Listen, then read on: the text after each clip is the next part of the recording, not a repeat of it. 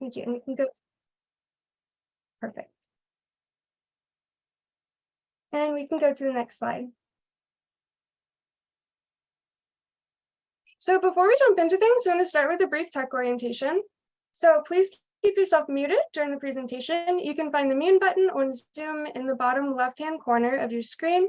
And if you need help, please use the chat feature to direct message IPC staff for assistance. We have our wonderful Director of Communications and Development, Natalie Johnson, here with us today, as well as our Director of Outreach, Bonnie Sorak. So please feel free to message either of them in the chat. This session is being recorded, so please keep your camera off if you do not want your image shown in the recording. And we can go to the next slide. And our agenda for tonight, here's what we expect. We'll begin with an opening prayer and the land acknowledgement. We'll introduce interfaith partners for the Chesapeake, the One Water Partnership, and the Wicomico Environmental Trust. We'll hear from our fabulous speakers, then we'll provide time for questions and answers, and we'll wrap things up with a closing reflection for all who wish to join. And let's begin with an opening prayer.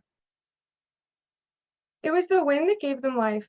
It is the wind that comes out of our mouths now and gives us life. When this wind ceases to blow, we die. In the skin at the tips of our fingers, we see the trail of the wind. It shows us the wind blew when our ancestors were created. And that is a Navajo chant. And we're now going to move on to our land acknowledgement. So please take a quiet moment with me to hold space and reflection for this land acknowledgement. Today, we hold space for reflection on and gratitude for the land upon which we live and the local waters that support and nourish us all. We recognize that this land and these waters were beloved by many who came before. We reflect together as people of faith in response to the calling of our hearts to come alongside the original stewards of this land and these waters that sustain us all. We seek to change the narrative of this story, our story, towards one of harmony with the gifts of creation and all living beings. We ask you to honor and learn from their intimate connection, love, and appreciation of these sacred lands and waters. And thank you so much for holding that space with me today. And a little bit about IPC. So we are forming faithful stewards and caring for sacred waters, and we do this by connecting faith communities with environmental partners and local governments to pursue projects that suit their needs. So this could be in-the-ground projects like a rain garden or a cistern, but they really depend on the need of the congregation. And if we go to the next slide, we'll see that IPC has a very broad network across the Chesapeake watershed. And we do this through the One Water Partnership. So through the One Water Partnership, we're building a network of congregations who care for creation in each of their individual regions. And as you can see, we have a lot of dots on this map. Every one of these red dots is a partner congregation with IPC that has signed their partner congregation pledge. And that pledge indicates that a congregation is committed to faithful stewardship of the Chesapeake Bay. And we can go to the next slide.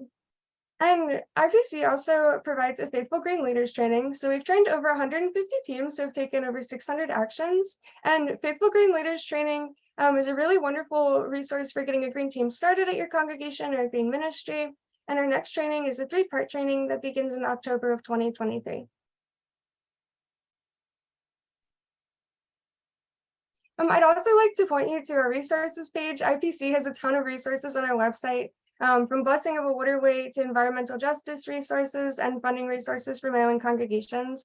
My favorite action kit on our website is definitely Faithful Lawn Care. I think it's absolutely fascinating that all of us have lawns and there's so much that we can do with them to enhance our natural surroundings. And on the next slide, we're going to introduce the Wicomico Environmental Trust. And the Wicomico Environmental Trust champions a healthy environment for all. WET's 3 pillars are grassroots advocacy to make environmental, public health, and equity indispensable considerations in decision-making at the local, regional, and state levels. Water quality monitoring, advocacy, and restoration, and environmental education and outreach. The Wicomico Environmental Trust has participated in initiatives such as the wisteria removal at Pemberton Park, and is helping to head up a project at Waterside Park in the city of Salisbury, having already begun to remove their invasives. The Creek Watcher program samples and has expanded into source-specific fecal bacterial testing at the request of the city of Salisbury. Their important work benefits the health of the Wicomico River and surrounding communities, as well as the broader health of the Chesapeake Bay and Chesapeake communities. So thank you so much for the Wicomico Environmental Trust for co-hosting this event with us tonight. And without further ado, I'm so glad to introduce Lynette Kenney. Lynette Kenney is a community member who lives near the DAF tank on Porter Mill Road. Mrs. Kenney is a leader in the Neighborhood Action Group who led the charge to ensure other Wicomico County residents' quality of life is not disrupted by DAF tanks. Ms. Kenney, take it away.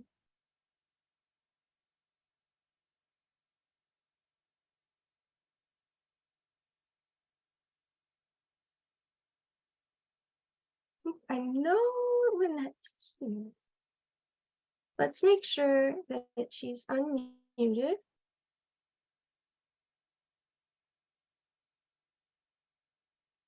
Got it? Can you hear me now? Okay, very good. Yep. I did, okay, I was hitting the wrong button. I don't quite know where to start because it's a 4-year saga, but I think first what we need to get a real definition on is what DAF is. And like a lot of people, we called it sludge up until the point that we were told no by the MDA, Maryland Department of the Agriculture, that it is called DAF. The difference being that sludges comes from sewer treatment plants, and this DAF is a product that is the result of, in our case, chicken processing and the rendering plant at Valley Proteins that renders down chicken parts for animal foods. And that's where a lot of the DAF came from that goes in the tank down from us. DAF stands for Dissolved Air Flotation, and in the process of DAF, the waste flows into a tank and compressed air blows through the waste, and the particles, the harder the parts, the more solid parts are forced to the top and skimmed off, and what's left is what we get. And you can see in the picture on your slide that it's a conglomeration of stuff, and I call it stuff, but it's an organic material that is left over from the processing of chickens and animal pet foods. This waste is commonly spread and applied to fields. The state of Maryland restricts the application from, well, it was December 15th through the end of February. This will be the first year that they will extend the moratorium on application into November. So that necessitates the need for storing this stuff. Traditionally or normally it's picked up at the plants and it's moved to the fields and applied to the fields without the need of storage. But in the wintertime, when this is restricted to land application, they have to store it somewhere. In this area, and in fact, on the entire Delmarva Peninsula, most of the tank storage, in fact, all of the tank storage that we've been able to ascertain has been cow slurry storage tanks that have been converted over to DAF. So that the tanks, when a dairy goes out of business, which a lot of them have, they are able to convert their tanks over to storing DAF. And this particular tank is the very first tank that we can find that has been permitted on the shore to store DAF. So that's where the problem came in from, because normally when it's stored in a cow slurry tank, it's a seamless transfer from cow manure over to DAF. This was constructed specifically to store DAF. And this, I guess, is what we can tell, has never been dealt with here on the shore. So the background of our area is that we're very rural. Our neighborhood, our neighbors have been here, most of them for decades. That we live on acreage, not on lots. We're not developed. We're not in development. So we're kind of spread out, but we still have a cohesiveness that we call ourselves neighbors and a community. My husband and I built this house, our house, back in 1976. So we've been here a long time. And we feel that this tank has been an intrusion into our neighborhood. And that's the way our neighbors, all of our neighbors feel. We had no prior notification of it. The way we found out about it is that someone came in, called my husband, a farmer, in fact, and said he had caught wind that one of these storage tanks was going to be built down the road from us. It's about an eighth of a mile to a quarter of a mile from our house. Now, my husband and I are members of the farming community. We have a farm where we grow about 125 acres of grain. It's a small farm, but our main business is a hardware store that we deal mainly with, well, not mainly, but with a lot of farmers. We provide services and products and to the farming community. So farming is near and dear to our hearts. And we have established a good relationship and rapport with the farming community. So they trusted us with this information. We also are members of the Farm Bureau. That's where we moved into action. My husband said he's a very busy man.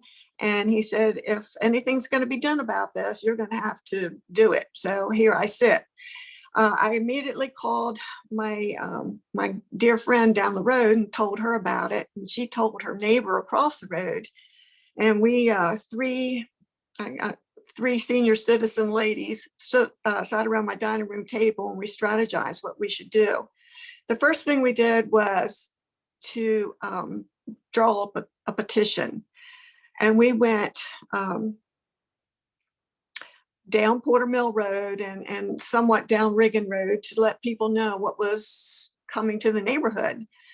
And I need to back up and say that we were aware of this product simply because it was spread and applied on some fields down from us about 4 miles.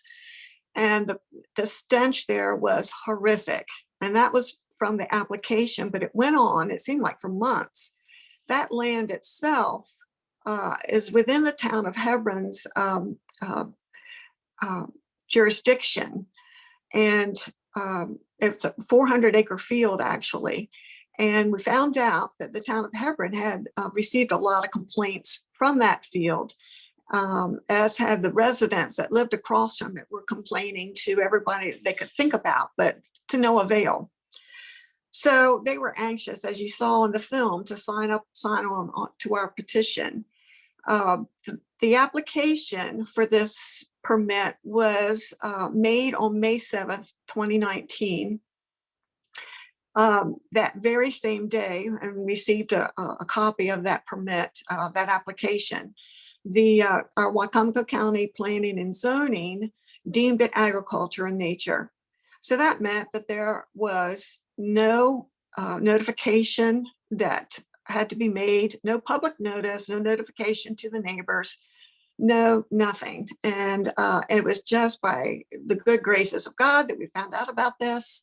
And we were able, by the end of May, to have the petition out, get the signatures. And before June came around, we were at the county council meeting.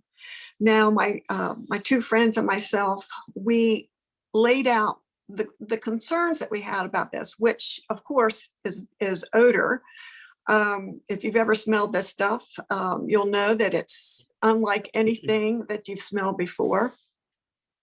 The second concern was safety, because we were well aware of these trucks. The man that actually built this tank lives about a mile further down on Porter Mill Road, off of Porter Mill Road, excuse me. And his trucks that deliver this stuff back and forth to the fields have been going by our houses for several years now.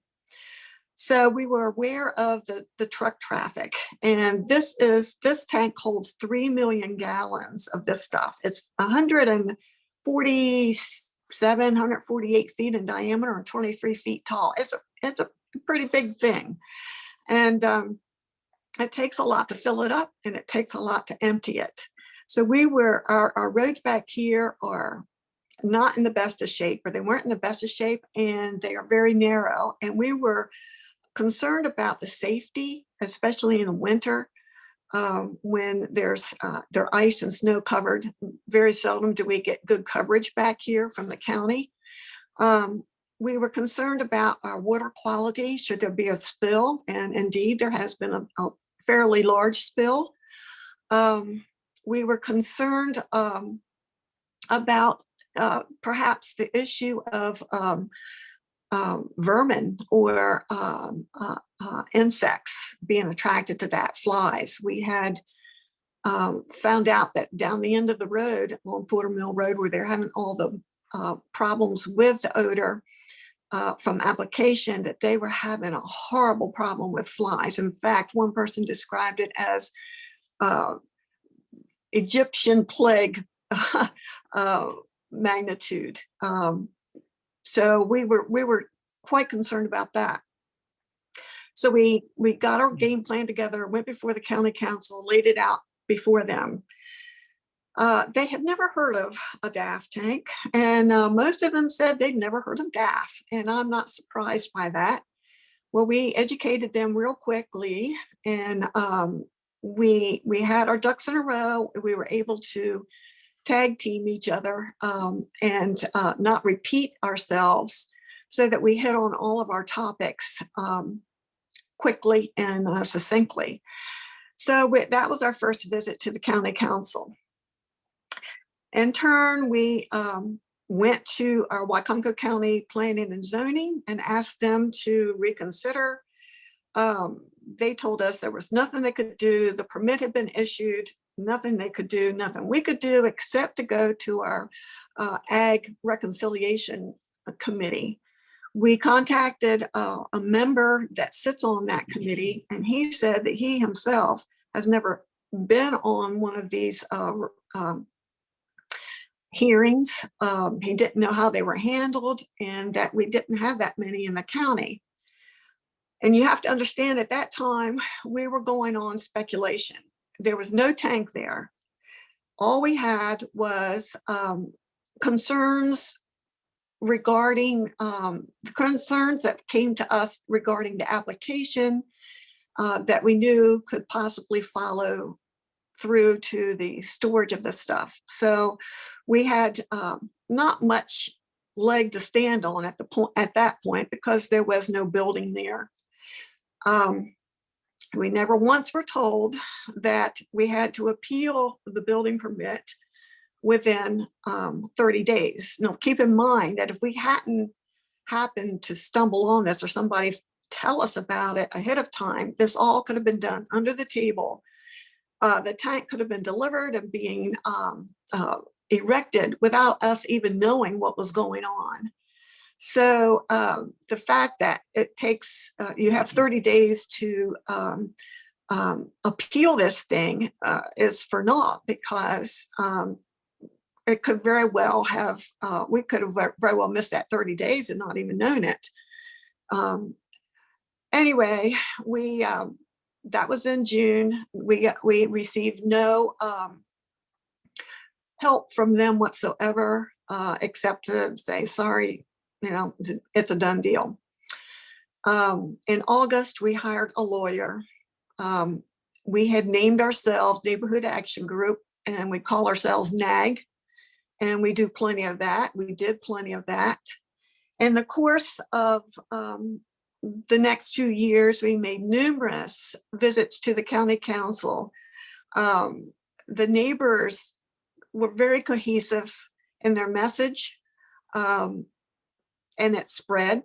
We actually had a community informational meeting sometime in August, I think, of that year at the Mardella Fire Department, and quite a few people attended. Lots of people who weren't even near the tank, and we gathered up some support from that as well. The action, further action that we did, and I think that what I'd like to talk about now is basically what the action we did, and these are kind of points that our group took from the beginning. It was kind of like a puzzle. We started with the pieces all scrambled together, and we did not know where to start. And as time wore on, things started falling into place. And we started seeing a picture about what to do. We're a very organic group. We're not organized as a 501c3, 501c4, or anything like that. We're just a group, ad hoc group of neighbors. So the petition was the first thing we did, and then we named ourselves. And then we started identifying people who were sympathetic to our effort. And that was through, of course, the petition. We got emails, and we also, at the meeting at the fire department, we got names and emails. We were starting to garner some media attention. So there were TV, radio interviews, newspaper interviews, and things started being discussed about this on social media. So we got some information from that, and people started calling us and telling us that they were on our side and supporting us. And that we found out that there were other areas in the county that have been directly affected by the application in horrible ways. So they joined with us in our effort to get the tank, hopefully get the tank removed or stopped before it even got built. But that was one of the efforts that we were able to do to identify the people. It started off with media and people contacting us, but we had to have ourselves organized to some degree. So that's why we named ourselves NAG, and we started a blog. So people could go to the blog, find our contact information, and reach us that way. We also started to learn the strengths of the people around us. Some people worked very well in calling county agencies. One person was very good and to develop the blog. Another person was a retired state trooper, and she went from door to door, knocking on doors, asking people to give us their testimonies of how they were affected by the application. And that's where we picked up most of our horror stories. So we found out that a lot of the people in our area had good strengths, and they were willing to help out with that. We wrote a lot of PIAs, public information access requests from state agencies and county agencies. We had a treasure trove of information from them. We had to get out of our comfort zone, and honestly, I am not a public speaker, but I've been forced into the role, as has most of my neighbors. And when you're passionate about something, you can speak about it. So that's how we just got out of our comfort zone. We concentrated on relationship building. One of the main things we did was to contact our county council reps. And we developed a very good working relationship with them. They visited out here. They saw what was happening. They were very helpful for the most part, but they also tried to be objective about the whole thing. We educated them a lot, and I think it really did pay off. We also built relationships with other organizations. Early on, we were asked, Kenny Robinson and I were asked to go speak to the Friends of the Nanticoke board, simply because Kenny was a good friend of the board president who heard about it through Kenny. So we went to them, told them what was going on. And by that time, we really didn't have many puzzle pieces to give them, but they became interested and they became very supportive. And through them, WIT heard of our plight, and also support us greatly in our efforts to try to stop this thing. We did take it to court. It was strictly an administrative case, simply because we missed the 30-day appeal. We could not get beyond that. We went all the way up to the Court of Special Appeals to no avail. So that avenue was slammed right in our face. That court case that is done behind us, and we're not looking behind us, we're looking forward. We concentrated on our relationships also by email with the folks that have contacted us. We networked with other groups.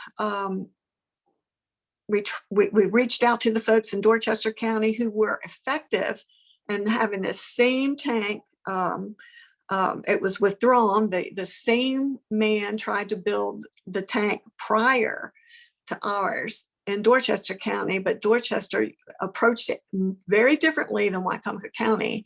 And so they offered us a treasure trove of information as well. We availed ourselves of, as I said before, media, social media, developed the blog, and a big boost was Andy's, the video that you watched, Gut Soup, where Andy came out here and did a marvelous job of pulling all of our bits and pieces together into a manner, in a manner that you could understand it. Much better story than I can tell it, really. We did our homework, and I thought that was kind of interesting that one of the lawyers for the county said that we didn't do our homework because we didn't file the appeal within 30 days. Well, we did go speak to planning and zoning within that 30 days, and they said nothing about an appeal. The homework that we did do is that we have contacted every relevant state agency in the state of Maryland and in our county. They know us. We nag them. I'll be honest with you. We contacted the states of Virginia and Delaware, because this stuff is pretty prevalent there as well, to see how they handled it. We researched on the internet to see if other areas in the country were dealing with it, and how they dealt with it. And indeed, there have been court cases across the country dealing with the spreading of DAF. And I'm not so sure specifically about the storage, but we did lobby our county council. I'm so grateful that they put a moratorium on the building of any more tanks, and that I think extended for 2.5 years. And then before the moratorium was lifted, they did pass legislation which has essentially eliminated the construction of these sorts of tanks anywhere in Wicomico County. That is by far more than what we had expected. We had asked for a whole grocery list of restrictions to put on future tanks. We never once thought that there would be a prohibition on building these sorts of tanks. There are a few exceptions, but we're in agreement with them. We were persistent and we persevered, even when it looked like everything was stacked against us. And as I said, we shoot for the stars. We gave them everything that we could think of so far as restrictions, and we were ready to accept the moon. There were some things that we would not wiggle or compromise on, but we're so thankful that our county council heard us and responded to us. And lastly, we have tried real hard to be people of integrity. We have tried to present ourselves as reasoned, well thought out people. And I think that it has been worked in our favor. We haven't gone in with raised fists. Discussions at times got a little heated, yes. I think our county council members, especially those who have been out here, could understand why. And so that's where we are today. There have been some successes. The tank is still there. the successes that we have seen through the application is that the MDA, we do believe, has clamped down on the application in a much stricter manner. They have to inject it into the soil to a certain depth, which eliminates the prolonged odor period. It's less chance for runoff in rains. It's a much better process than what it was before we started. And I think because of the nagging that we did, they in turn responded by clamping down on these applicators and making it a much more acceptable practice, if you can call it that, acceptable in this manner. We have also been able to, like I say, to pass this legislation, which has rescued the rest of the county from any more of these tanks. And for that, we are grateful. We've also been supportive of the plant up near Blades, Delaware, near Seaford, Delaware. It's called Bioenergy DevCo, which is contracted with Purdue Farms to take all of their DAF when the plant gets up and running. And they will take that DAF, put it through the anaerobic process and capture the methane that comes off of this mess and be able to pipe it into Chesapeake Utilities pipelines. It's not fracking or anything, but I see as a win-win for them and for us. This tank itself, you'll see, does not have a cover on it, and it can't have a cover on it because it is biodegrading organic material, and it is producing immense amounts of methane. And if you put a top on it, it'll just blow. So therefore, this plant up in bioenergy up in Seaford is a solution at this time for a way to get rid of this waste in an equitable manner.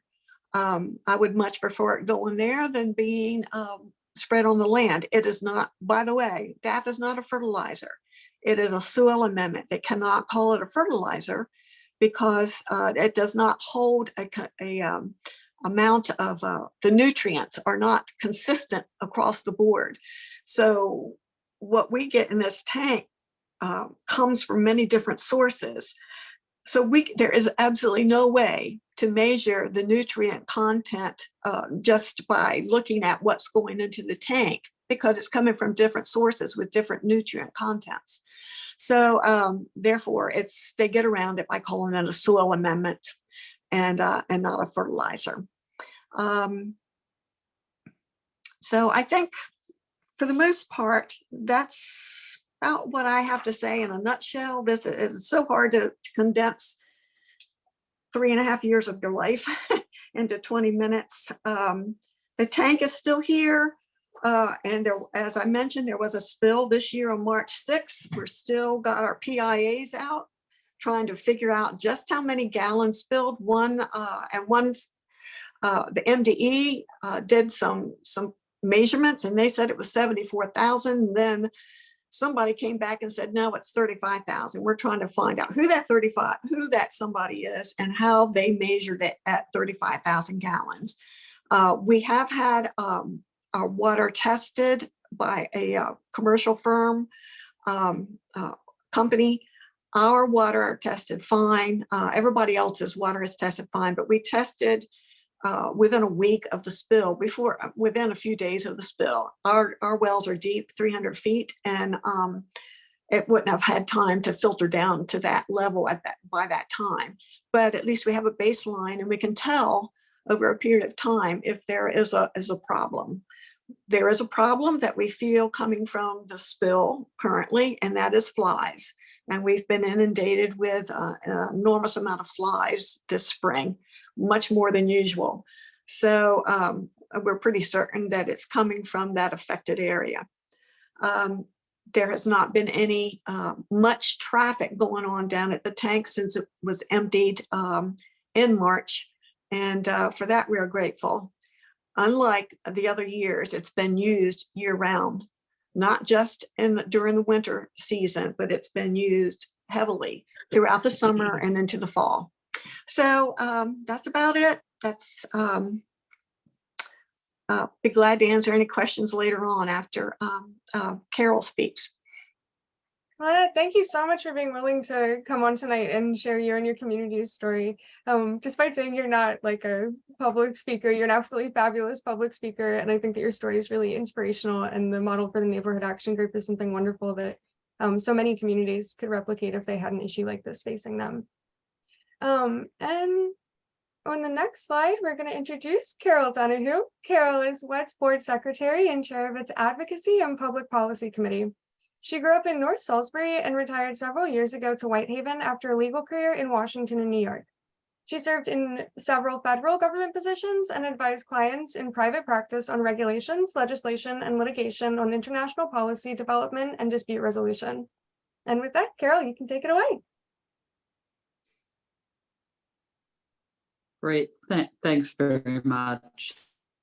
I don't have slides, so I'm just going to add a few thoughts to what Lynette has so ably covered already.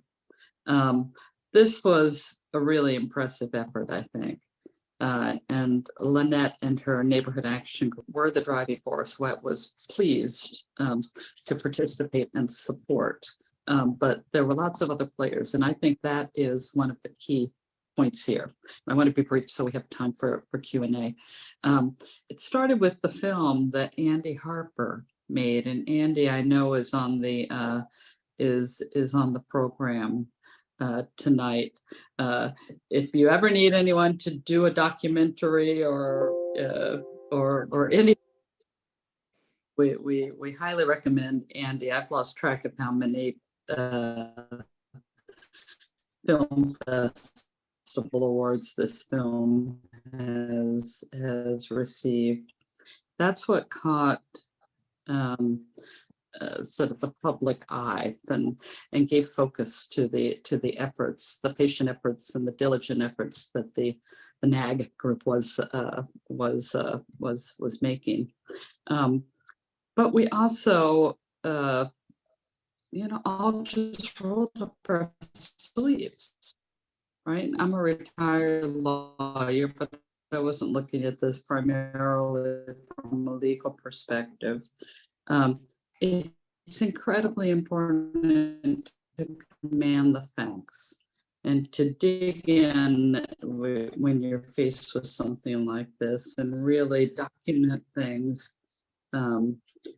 Do your research, take your photos, make your contacts, and it really was inspirational to see how much progress the group of people who were working, the organizations who were working together on this, were able to make in a county that I think has not ever really made a lot of effort to regulate anything that seemed to be related to agriculture in any way. I don't want to cut you off, but leave with the impression that joint forces on this issue are anti-agriculture. Lynette.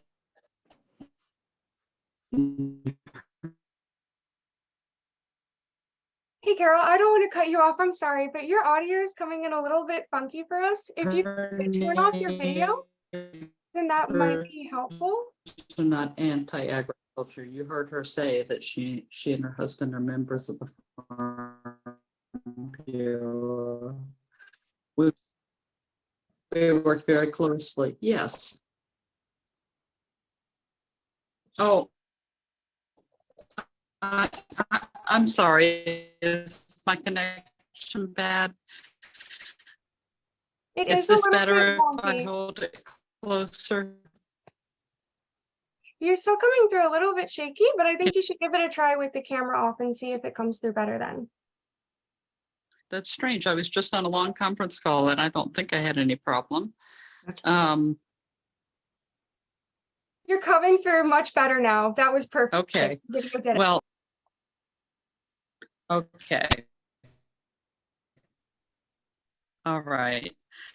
And so I think, you know, since we're talking about grassroots efforts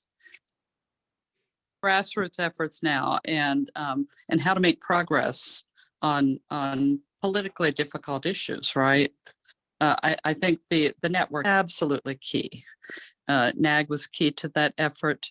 Of course, the local environmental organizations saw this as a waste management issue, not an agriculture bashing issue, and we made that clear. It's just a question of how to manage the waste in a more.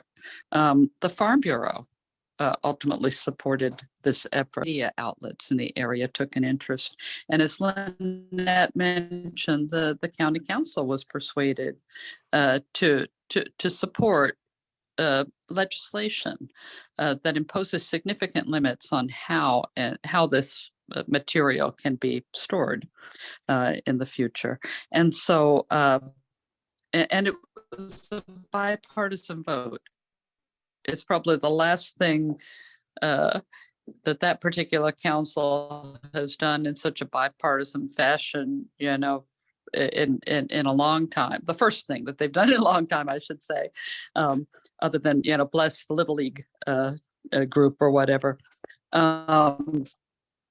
Clearly, we've got some challenges left on the sort of process improvements. We shouldn't have a system that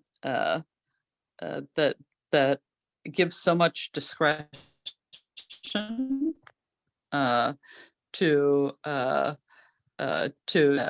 required to be more transparent, right? When the public has no notice that a permit has been granted and there's a 30-day deadline to appeal the permit you don't know about, yeah, that kind of thing. And so we've got some more work to do, but I think this is a textbook case. And things aligned, but it was not by chance. It was largely due to the efforts of people like Lynette in her group, Andy in his documentary, and the rest of us who played a supporting role. I'll leave it at that. Carol, thank you so much. And truly, thank you so much for what's role in advocating for this issue. I think it really shows the value of partnerships and how when all of our different organizations work together with the neighborhood, we can help make a difference. So, and we're going to move into Q&A now. We are going to stop screen sharing so we can have a bit of a discussion. And for Q&A, if you'd like to ask a question, please go ahead and unmute yourself, or you can raise your hand. We have a couple questions from the chat that we're going to start with that haven't been answered. And from there, we're going to move into our closing reflection. So please also remember that Andy Harper, the filmmaker, is on the call with us tonight. So if you have any questions about the film, you can direct them to Andy. He's very kind to be with us tonight. So the first question that we have from Liz is the Wicomico Creek one of the sampling sites for creek watchers? And I think, go ahead, Carol. I can answer yes, because if Liz is thinking about the Wicomico Creek Watchers program, then the answer is no, right? Because it's in the Nanticoke watershed. But I believe that the Nanticoke Watershed Alliance does testing there. Gotcha. Thank you, Carol. And Liz also asked, has anything changed with the DAF tank since this documentary? And I think the spill about answers that question. There has been a spill. Would Carol or Lynette or Charlie, would any of you like to speak to the spill and its impacts thus far? I defer to Lynette. Well, there was a lot of action down here for about a week while they cleaned it up. Their cleaning it up was sucking up in trucks and taking it a mile down the road to the farmers, to the owner's farm, and they dug a pit and dumped some sort of mulch in there along with the DAF. And the mulch was supposed to soak it up, and then he was going to spread it on his farm somewhere. So actually what we're doing is waiting for the PIAs to come in. We have only had contact with back from MDE. They are currently pulling relevant emails and conversations. But they've asked us to, how comprehensive did we want it, or how narrow did we want it? So what we will do is they will notify us, and we will go probably to the district office and look through the stack of information, which is what we did before, and photocopy the relevant information that we need. We were able to get a stack of like 2 inches thick when we did the other PIA, our first PIA with them, and we got an enormous amount of information from them at the time. I think at some point in time, maybe it might be helpful if we are able to get back in court somehow. But at this point, regarding the spill, all water tests have come back okay. I went across the road to the ditch where the water flows under the road and out to the Wicomico pond, actually. And that came back okay. Not an abnormal amount of bacteria in that, expected some anyway. We've contacted the Maryland Health Department and the Wicomico County Health Department, and they said they had absolutely no records regarding this spill. I find that hard to believe, but we're getting, in fact, we started today pressing a little bit harder. And our experience with PIAs is that we're going to have to press hard. And we're going to have to nag them for it. And even though it's supposed to be within, I think, 30 days, they're supposed to respond to us, often they don't. And often we have to go to their lawyers and demand it. So MDE has been very helpful in that regard. But I think the rest of the information, and there's got to be more information out there. We've been getting conflicting stuff back through the grapevine. So that's what we have to find out about. And Lynette, it clearly is an ongoing process, right? Because you got the baseline testing done on your well Yes. water quality, right? But I think all any hydrologist would tell you that the contamination will take a while to work its way through. Yes. To wells that deep. So we're not out of the woods yet, and it's a good thing that we're still following this closely.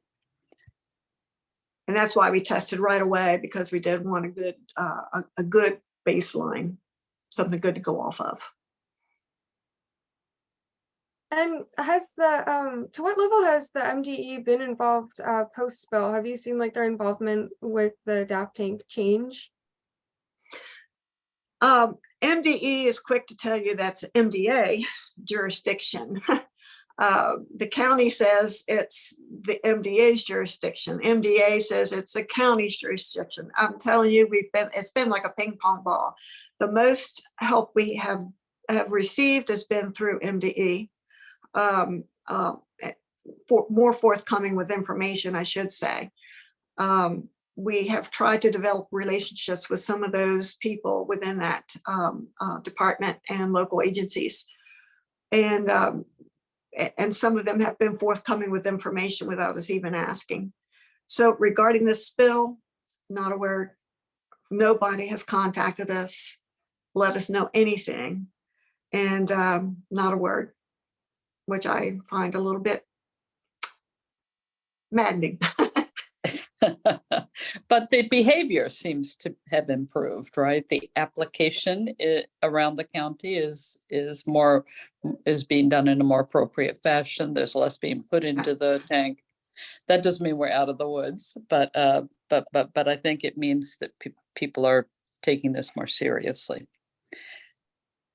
Yeah, and as I said before, the tank is we still there has not been a definitive word about what happened or when it happened even, and so the tank has not basically been used since they emptied it, and we do need to have another flyover to see what's going on inside the tank. And that's where we get a lot of information too. Thankfully, we have one of our neighbors flies, so that's come in quite handy. I'm sure that has come in quite handy. What a coincidence that you have someone who can just fly over the tank.